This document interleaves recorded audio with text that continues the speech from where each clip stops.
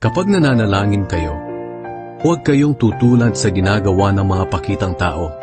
Mahilig silang manalangin ng nakatayo sa mga sambahan at sa mga kanto ng lansangan para makita ng mga tao. At kapag nananalangin kayo, huwag kayong gumamit ng maraming salita na wala namang kabuluhan, tulad ng ginagawa ng mga taong hindi kumikilala sa Diyos. Akala nila ay sasagutin sila ng Diyos kung mahaba ang kanilang panalangin.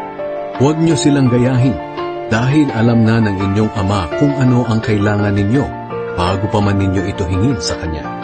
Kaya manalangin kayo ng katulad nito: Ama naming nasa langit, sambahin nawa kayo ng mga tao.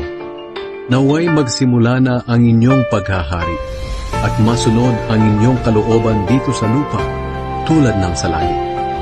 Bigyan niyo po kami ng aming pagkain sa araw-araw.